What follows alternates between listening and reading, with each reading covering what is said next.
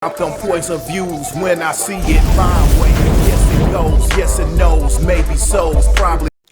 Hello, everyone. This is Spitfire coming to you with another one. It seems like the judges are going to hit their gavel one last time, okay? Judge Millian, who has been on the People's Court following Judge Wapner, is now going to be canceled. Over 26 years herself on the bench there. I mean, she was the first Latina judge to preside over these cases.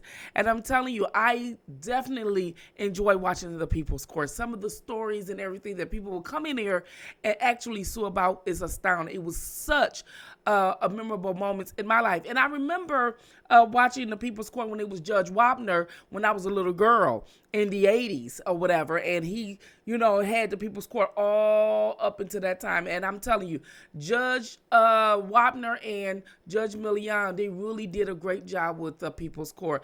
It ran together with these two judges for more than 35 years, okay? More than 35 years. I think it was close to 39 if I'm not mistaken. And Detroit's own, okay, who was raised up off Joy Road like me and who had presided over the courthouses in here in Detroit with the 36th District Court, Judge Mathis. Okay, going to hit the gavel one last time with Warner Brothers. As Warner Brothers settled both of these judges' courts and closed the doors and have them presiding this last season. Okay, they will not be renewing them. However, Judge Mathis did take to his Instagram to tell us that although Warner Brothers have canceled him, he still is not taking off the robe, and he will be hitting that gavel again on another network. Take a listen to what the judge had to say here. I want to be able to empower black businessmen and black studios so that they can hire more black people and put more black shows on the air, because the commitments we've received from corporate America and Hollywood have been rescinded for the most part. One of the studios dismissed all the people of color and hired white males to take their places, reportedly. Others are dropping shows, as you see, when there's this push for African-American images. Nonetheless, I'm happy to be able to announce to you that you're still going to have me around, perhaps for a judge show, perhaps for a judge show and a talk show on political issues, or perhaps just a talk show. We'll have to wait and see. This week you'll hear. But I want to thank you more than anything for all the support you have given me, and your demonstration of so much love based on the news we've received has shown me how much our love is shared. Indeed, aside from my family and friends, you get all the love I have. Thank you all for your support, and stay tuned. So as you have heard from Judge Mathis, he said that he's going to be moving to another network and that he's going to be on another show, but he doesn't know it's going to be a judge show or just a talk show or any other thing. But he wants to work with people of color, of his own culture. There's nothing wrong with having cultural obligation, and that's one of the reasons why I speak on it here on Spit and Fire. But the problem with cultural obligation is the fact that you were obligated to mainstream in the majority for more than 25 years of your career. And when they can you, now it seems like everyone wants to have cultural obligation. And I'm not coming for the judge.